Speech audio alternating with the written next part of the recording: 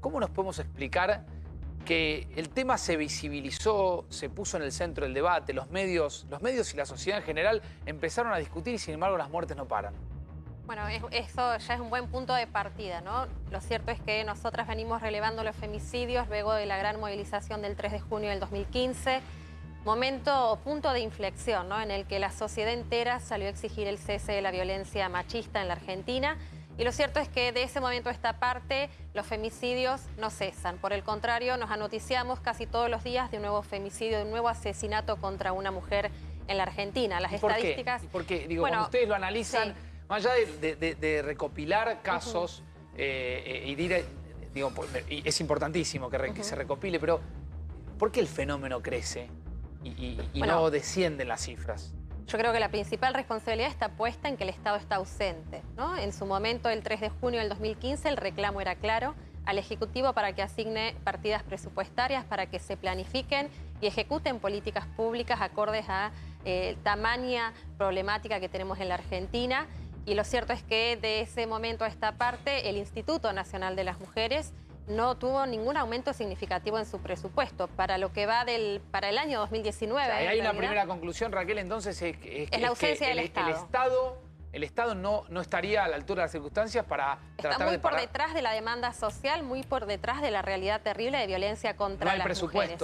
El presupuesto para este año representa tan solo 11 pesos por mujer para llevar adelante la aplicación de la Ley 26. Repetí ese dato, Raquel, me parece importante. 11 pesos por mujer para aplicar la Ley de Prevención Integral contra la Violencia hacia las Mujeres, que este año cumple 10 años, esa ley, ¿no? Que es una de las leyes más importantes de Latinoamérica en relación a la problemática. ¿En qué debería traducirse el presupuesto del Estado en términos prácticos, digamos? ¿A dónde habría que apuntar, no sé, a más botones antipánico, más procesos de prevención y dónde? ¿En qué tendría que traducirse la presencia del Estado? Desde nuestro punto de vista, principalmente en la sensibilización y en las campañas que debieran contribuir a un cambio cultural en la sociedad. Por supuesto, después atender la demanda es un gran tema en el que también hay muchas falencias por parte del Estado. No hay la cantidad de equipos de profesionales que debieran abordar cada una de las demandas. La justicia también tiene una gran deuda con las mujeres, porque lo cierto es que, para que tengamos en cuenta, el 18% de las mujeres asesinadas durante el año pasado habían llegado a hacer la denuncia.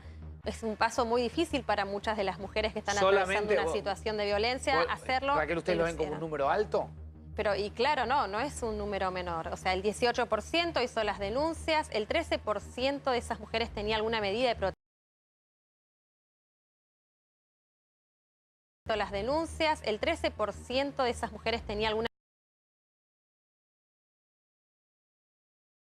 Si queremos pensarlo en términos de mujeres que acudieron a la justicia para dar una voz de alerta acerca de la situación de violencia que estaban viviendo. Pero no se les garantizó su seguridad y mucho menos su vida. Digamos, estamos hablando de números, pero lo cierto es que estamos hablando de vidas de mujeres que ya no están, de más de 270 niños y niñas que quedaron huérfanos. Sin su madre, eso te iba a decir. En el 2018 son víctimas colaterales de la violencia machista, y esta es una realidad que, como dijimos al inicio, se viene sosteniendo de hace unos cuantos años a esta parte, y por eso volvemos a insistir, la principal responsabilidad hoy está puesta en la falta de políticas públicas. ¿Ustedes han seguido algún Estado-nación que haya disminuido el nivel de femicidios para entender qué herramienta pusieron en marcha? Porque vos hablaste de dos problemáticas concretas. La justicia, que no toma las medidas una vez que se hacen las denuncias para proteger a las posibles víctimas, y la seguridad, es decir, el Ministerio ahí de Seguridad, que debería ser el brazo ejecutor de la justicia. Digo, ¿qué pasó en otros países donde tal vez pudieron disminuir este tipo de delitos?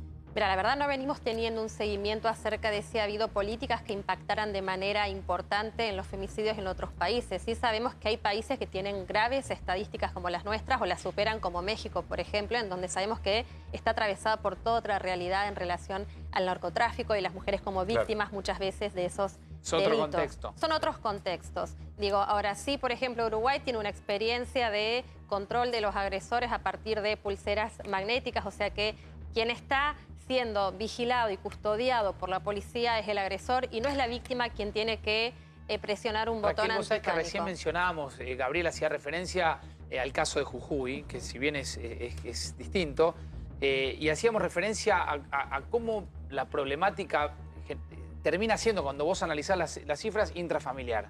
¿En los femicidios se da esto también? Sí, claro. Los femicidas son en un gran porcentaje hombres del círculo íntimo o conocidos de las víctimas. Durante el 2018 nosotros relevamos que el 90% de los femicidas son hombres del círculo íntimo o conocidos de las víctimas. Son parejas, exparejas, algún familiar, ¿no? Algún vecino.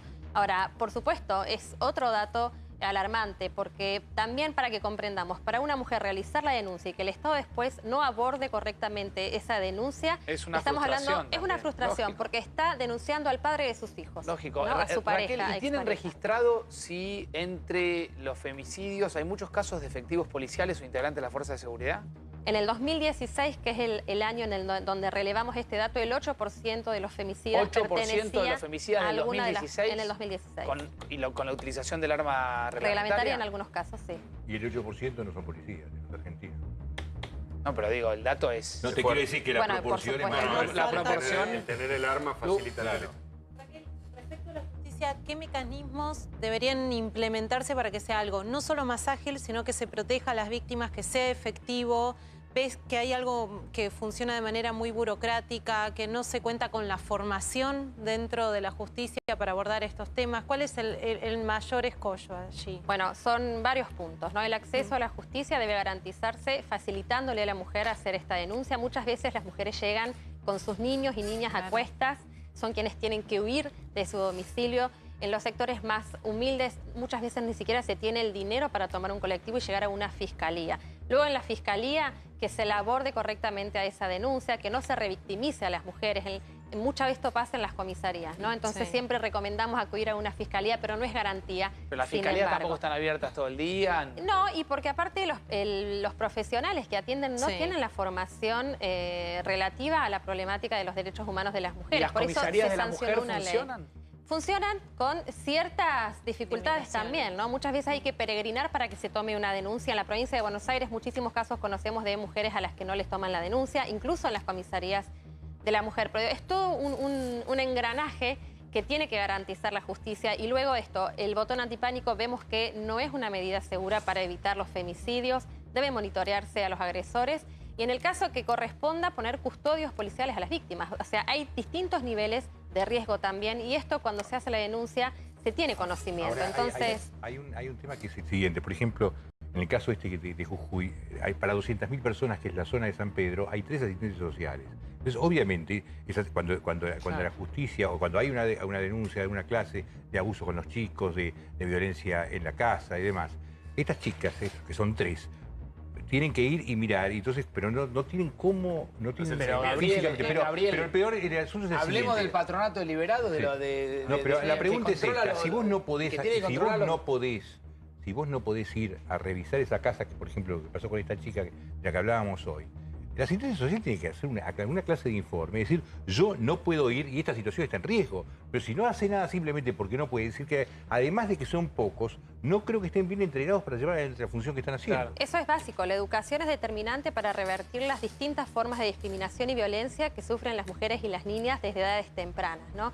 Entonces, la ley de educación sexual integral no solo que previene enfermedades de transmisión sexual, sino que previene embarazos no deseados y posibilita detectar situaciones de abuso en el tiempo que hay que hacerlo, ¿no? Pero bueno, en muchas de nuestras provincias, en todo el territorio nacional, no está garantizada la aplicación de esta ley tan importante también en materia de construir relaciones igualitarias entre los géneros. ¿Analizaron por qué es un delito que crece también a nivel mundial? ¿Qué es lo que pasa con la violencia de género? Digamos, un femicida es alguien que comienza con agresiones verbales, después tiene agresiones físicas y termina matando. ¿Qué análisis sobre eso pudieron hacer, sobre las conductas y los comportamientos? A ver, vivimos en sociedades que son machistas, en un sistema que es patriarcal, que abona y sigue perpetuando relaciones desiguales de poder entre hombres y mujeres. Esto está en gran parte naturalizado e invisibilizado. Cuando hablamos de que las tareas del hogar siguen siendo principalmente sostenidas por las mujeres y los hombres se desentienden porque entienden que naturalmente es un rol de las mujeres, ya estamos hablando ahí de una división sexual y social del trabajo que abona esta idea de que como ese trabajo no es remunerado y es un trabajo de menor jerarquía que los que se pueden entender porque los que realizan los hombres son en el espacio público o son remunerados, ahí empieza esta idea de superioridad de los hombres sobre las mujeres que genera esa violencia esa idea de que un hombre puede poseer a una mujer, que esa mujer Pero es hay un una pregunta que objeto. quiero hacerte, porque por un lado no hay ninguna duda, yo el tema del feminismo lo conozco hace muchos años porque yo mismo en mi revista hacíamos una revista feminista en el Porteño, que era La Porteña. Yo no me cabe